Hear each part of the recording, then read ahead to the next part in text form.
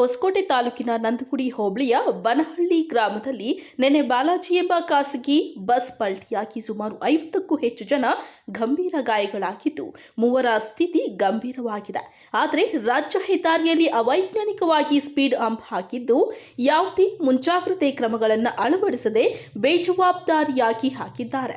ಆದ್ದರಿಂದ ಸಮತಾ ಸೈನಿಕ ದಳ ಹಾಗೂ ಆರ್ಪಿಐ ಸಂಘಟನೆ ತೀವ್ರವಾಗಿ ಖಂಡಿಸುತ್ತದೆ ಎಂದು ಸಮತಾ ಸೈನಿಕ ದಳ ಹಾಗೂ ಆರ್ಪಿಐ ಸಂಘಟನೆ ರಾಜ್ಯ ಯುವ ಘಟಕದ ಪ್ರಧಾನ ಕಾರ್ಯದರ್ಶಿ ಚಳುವಳಿ ನಾಗೇಶ್ ಅವರು ತೀವ್ರ ಆಕ್ರೋಶ ವ್ಯಕ್ತಪಡಿಸಿದ್ದಾರೆ.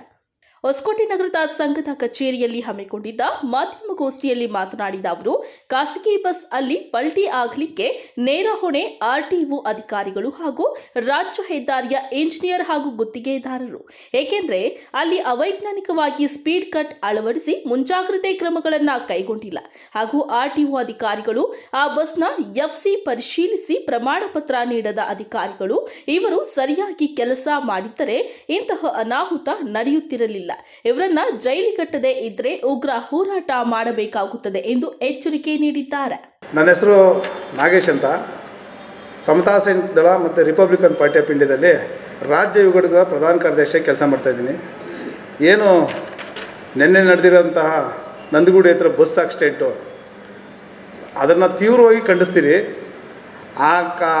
ಆಕ್ಸಿಡೆಂಟ್ ಆಗಿರೋದಕ್ಕೆ ಕಾರಣಕರ್ತರಾಗಿರೋಂತಹ ಹೈವೇ ಇಂಜಿನಿಯರ್, ಆಮೇಲೆ ಅಲ್ಲಿ ಕಾಂಟ್ರಾಕ್ಟರ್ ಮಾಡಿರೋದು ಕಾಂಟ್ರಾಕ್ಟ್, ಹಾಗೆ ಆ ಬಸ್ಸಿಗೆ ಫಿಟ್ನೆಸ್ ಸರ್ಟಿಫಿಕೇಟ್ ಕೊಟ್ಟಿರೋಂತಹ ಆರ್ಟಿಒ ಅಧಿಕಾರಿನ ಜೈಲಿಗೆ ಹಾಕಬೇಕು. ಈ 3 ಜನನನ್ನು ಕಾನೂನು ಪ್ರಕಾರ ಅವರಿಗೆ ಶಿಕ್ಷೆ ಆಗಲಿಲ್ಲ ಅಂದರೆ ಮುಂದಿನ ದಿನಗಳಲ್ಲಿ ಉಗ್ರವಾದ ಹೋರಾಟ ಮಾಡಿದ್ರೆ ನಮ್ಮ ಸಂಘಟನೆಯಿಂದ. ಎರಡನೇ ವಿಷಯ ಏನಪ್ಪ ಅಂದರೆ, ಒಂದು ಸ್ಟೇಟ್ ಹೈವೇನಲ್ಲಿ ಒಂದು ಹಂಪು ಅಳವಡಿಕೆ ಮಾಡಬೇಕಾದ್ರೆ ಅದಕ್ಕೆ ಬೇಕಾಗಿರೋಂಥ ಏನೇನು ಕೊಡಬೇಕು ಮುನ್ನೆಚ್ಚರಿಕೆ ಕ್ರಮಗಳು ಅವೇನೂ ಇರೋದಿಲ್ಲ. ಅದರಿಂದ ಈ ಬಸ್ದು ಅವಘಟನೆಯಾಗಿದೆ. ಬಸ್ಸಲ್ಲಿ ಓಡಾಡೋಂಥ ಜನಗಳು ಯಾರು? ಬಡವರು, ನಿರ್ಗತಿಕರು. ಅವರು ಕಾರಲ್ಲಿ ಓಡಾಡೋರು ಯಾರು? ಶ್ರೀಮಂತರು. ಕಾರಲ್ಲೇನೋ ಅದೇನೋ ಸ್ಪೆಷಲಿಸ್ಟ್ಗಳು ಬೇಕು, ಎಲ್ಲ ಹಾಕೊಂಡ್ಬಿಟ್ಟಿರ್ತಾರೆ. ಬಸ್ಸುಗಳಾಗ ಹೋಗೋರು ಎಲ್ಲ ಬಡವರು. ಈಗ ನೋಡಿ ಎಷ್ಟು ಜನ ಗಾಯಗಳಾಗಿದೆ.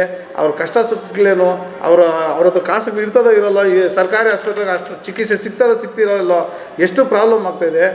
ನಾವು ಮಾಧ್ಯಮದ ಮುಖಾಂತರ ಇಷ್ಟೇ ಕೇಳ್ಕೊಳೋದು, ದಯವಿಟ್ಟು ನೀವು ಇದನ್ನ ಹೆಚ್ಚಿನ ರೀತಿಯಾಗಿ ನಿಮ್ಮ ಮಾಧ್ಯಮದವ್ರು ಎಲ್ಲರೂ ಹಂಚ್ಕೊಂಡು ಇದಕ್ಕೆ ಸಂಬಂಧಪಟ್ಟಂಥ ಇಂಜಿನಿಯರು, RTO ಅಧಿಕಾರಿ ಮತ್ತು ಕಾಂಟ್ರಾಕ್ಟರ್ನ ಜೈಲಿಗೆ ಹಾಕೋಂಥ ಕೆಲಸ ಮಾಡಬೇಕು ಅಂತ ಹೇಳ್ಬಿಟ್ಟು ಈ ಮೂಲಕ ಕೇಳ್ಕೊತೀನಿ. ಈಗ ಆ ಚಿಂತಾಮಣಿ ರೋಡಾಗ ಏನಿದೆ, ಇದೇನು ಹೊಸದಲ್ಲ, ಸುಮಾರು ಸತಿ ಆಕ್ಸಿಡೆಂಟ್ಗಳಾಗಿದ್ದಾವೆ. ಆಕ್ಸಿಡೆಂಟ್ ಆಗಿ ಮುನ್ನೆರಿಗೆ ಯಾರೋ ನಮ್ಮ ಹಳ್ಳಿಗಳವರೆಲ್ಲ ಕಂಪ್ಲೇಂಟ್ ಕೊಟ್ಟಿದ್ದಾರೆ. ಕಂಪ್ಲೇಂಟ್ ಕೊಟ್ಟಾಗ ಒಂದು ಹಂಪು ಹಾಕ್ಬೇಕು ಅಂತ ಹೇಳ್ಬಿಟ್ಟು ಏನೋ ಕಾಟಾಚಾರಕ್ಕೆ ಬಂದು ಇಷ್ಟು ದಪ್ಪ ಹಂಪ್ಸ್ ಹಾಕ್ಬಿಟ್ಟು ಹೋಗ್ಬಿಟ್ಟಿದ್ದಾರೆ. ಒಂದು ಹಂಪ್ಸ್ ಹಾಕ್ಬೇಕಾದ್ರೆ ಏನು ನಾಮ್ಸ್ ಪ್ರಕಾರ, ಹೈವೇನಲ್ಲಿ ಒಂದು ನಾಮ್ಸ್ ಪ್ರಕಾರ ಒಂದು ಹಂಪ್ ಹಾಕ್ಬೇಕಾದ್ರೆ ಒಂದು ಕೆಂಪು ದೀಪ ಹಾಕಿರಬೇಕು, ಜೀಬ್ರಾ ಪಟ್ಟೆಗಳು ಹಾಕಿರಬೇಕು, ಆಮೇಲೆ ವೈಟ್ ಪಟ್ಟೆಗಳು, ಮುಂದೆ ಒಂದು 200 ಮೀಟ್ರ್ 300 ಮೀಟರ್ದಾಗ ನಂಪಲ್ಗೆ ಹಾಕಿರಬೇಕು. ಬರೋಂಥ ಡ್ರೈವರ್ಗೆ ಗೊತ್ತಾಗೋ ಥರ ಅದೇನದು ಸೂಚನಾ ಫಲಕದಲ್ಲಿ ಲೈಟ್ ಬರೋಂಥದ್ದು ಇದೆಲ್ಲ ಮಾಡಿದ್ರೆ ಅವೇರ್ವಾಗಿ ಅವರೇನು ಕಾಟಾಚಾರಕ್ಕೆ ಹಾಕಿ ಯಾರೋ ಇರ್ತಾರೋ ಯಾರೋ ಹೋಗ್ತಾರೋ ಅಂತ. ಇಂಜಿನಿಯರ್ ಅಂತ ಹೇಳ್ಬಿಟ್ಟು ಏನು ನಮ್ಗೆ ಇದು ಮಾಡಿಬಿಟ್ಟು ನಮ್ಮ ತೆರಿಗೆ ಹಣದಲ್ಲಿ ಅವ್ರಿಗೆ ಸಂಬಳ ಕೊಟ್ಬಿಟ್ಟು ಇಕ್ಕಿರ್ತಿರೋ ಗೊತ್ತಿಲ್ಲ. ಇಂಜಿನಿಯರ್ಗಳೆಲ್ಲ ಇದ್ರ ಮೇಲೆ ಗಮನ ಹರಿಸಲಿಲ್ಲ ಅಂದರೆ ಏನಾಗ್ತದೆ, ಇಂಥದ್ದು ಆಗ್ತದೆ. ಅದಕ್ಕೆ ಮೊದಲನೇದು A1 ಆಗಿ ಇಂಜಿನಿಯರ್ನ ಜೈಲಿಗೆ ಹಾಕಬೇಕು. A1 ಆಗಿ. A2 ಆಗಿ ಏನು ಮಾಡಬೇಕು ಅಂದರೆ, ಈ RTO ಅಧಿಕಾರಿ ಏನು ಮಾಡ್ತಾರೆ, ಫಿಟ್ನೆಸ್ ಕರೆಕ್ಟಾಗಿ ಗಾಡಿ ಇದ್ದಿದ್ರೆ ನಿಂತ್ಕೊಂಡ್ಬಿಡ್ತಾಯಿತ್ತು. ಇದರಿಂದ ನಾನು ಹೇಳೋದಂದರೆ, ಈ ಮುಂದಿನ ದಿನಗಳಲ್ಲಿ ಇದೇ ಅವ್ರ ವಿರುದ್ಧ ಏನಾದರೂ ಕ್ರಮ ಕೈಗೊಳ್ಳಲಿಲ್ಲ ಅಂದರೆ ರಿಪಬ್ಲಿಕನ್ ಪಾರ್ಟಿ ಆಫ್ ಇಂಡಿಯಾ ಮತ್ತು ಸಮತಾ ಸೈನಿಕ ದಳದ ಎಲ್ಲ ರಾಜ್ಯಾದ್ಯಂತ ಇದ್ರ ಬಗ್ಗೆ ದೊಡ್ಡ ಹೋರಾಟ ಮಾಡ್ತೀರಿ. ಇವ್ರನ್ನ ಜೈಲಿಗೆ ಹಾಕೋವರೆಗಂತೂ ನಾವು ನಿದ್ದೆ ಮಾಡಲ್ಲ, ಸುಮ್ಮನೆ ಇರಲ್ಲ.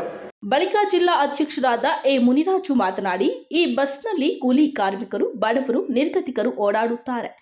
ಇವರು ಆ ಬಸ್ನಲ್ಲಿ ಸಿಲುಕಿ ಸಮಸ್ಯೆಗೆ ಸಿಲುಕಿದ್ದು ಅರೆಯಲ್ಲಿ ನೆಲವಾಗಿ ಕಾರಹಳ್ಳಿಯ ಕೆಲವರಿಗೆ ತೀವ್ರ ಗಾಯಗಳಾಗಿದ್ದು ನರಳಾಡುತ್ತಿದ್ದಾರೆ. ಆದ್ದರಿಂದ ಅವೈಜ್ಞಾನಿಕವಾಗಿ ಸ್ಪೀಡ್ ಹಂಪ್ಸ್ ಹಾಕಿ ಮುಂಜಾಗ್ರತೆ ಕ್ರಮಗಳನ್ನು ಕೈಗೊಳ್ಳದ ಅಧಿಕಾರಿಗಳ ಮೇಲೆ ಕ್ರಮ ಜರುಗಿಸಿ ಅವರನ್ನ ಕೆಲಸದಿಂದ ವಜಾ ಮಾಡಿ ಜೈಲಿಗಟ್ಟಬೇಕು ಎಂದರು. ನಾನು ಮುನಿರಾಜು ಅಂತ, ಸಮತಾ ಸೈನಿಕಗಳ ಜಿಲ್ಲಾಧ್ಯಕ್ಷರು, ಬೆಂಗಳೂರು ಗ್ರಾಮಾಂತರ ಜಿಲ್ಲೆ. ಹೊಸಕೋಟೆಯಲ್ಲಿ ನಿನ್ನೆ ದಿನ ಕರಾಳವಾದಂಥ ಒಂದು ದಿನ.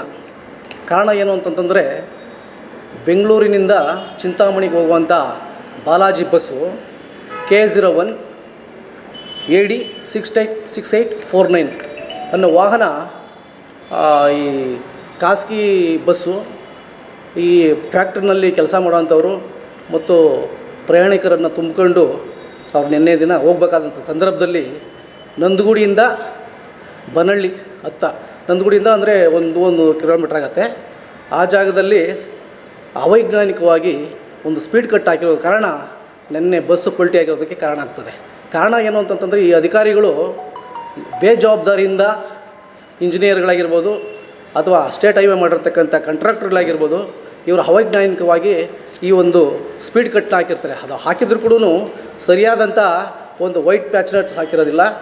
ರಾತ್ರಿ ಹೊತ್ತಲಾಗಲಿ ಅಥವಾ ಮಳೆ ಬಂದಂಥ ಸಂದರ್ಭದಲ್ಲಿ ಆ ವೈಟ್ ಪ್ಯಾಚ್ ಕಾಣಿಸದೇ ಇರೋದ್ರಿಂದ ಆ ಬಸ್ಸು ಪಲ್ಟಿ ಹೊಡೆದೋದಕ್ಕೆ ದೊಡ್ಡ ಕಾರಣ ಇದು. ಇವತ್ತು ಸುಮಾರು ಜನ ಫ್ಯಾಕ್ಟ್ರಿನಲ್ಲಿ ಕೆಲಸ ಮಾಡೋರು, ಬಡವರು, ನಿರ್ಗತಿಕರು ಇವತ್ತು ಪ್ರಾಣಾಪಾಯದಿಂದ ಜೀವನ ಮಾಡ್ತಾಯಿದ್ದಾರೆ. ಅಲ್ಲಿ ಸುಮಾರು ಮುನೇಗೌಡನವರು ಅರೇಹಳ್ಳಿ ಅವ್ರಿಗೆ ತಲೆ ಪೆಟ್ಟು ಬಿದ್ದಿದೆ ಜೋರಾಗಿ, ಈ ಮೂಳೆ ಮುರಿದಿದೆ, ಬೆನ್ನು ಡಿಸ್ಕೆಲ್ಲ ಪ್ರಾಬ್ಲಮ್ ಆಗಿದೆ, ಸಾವು ಬದುಕಿನ ಮಧ್ಯೆ ಹೋರಾಟ ಮಾಡ್ತಾಯಿದ್ದಾರೆ.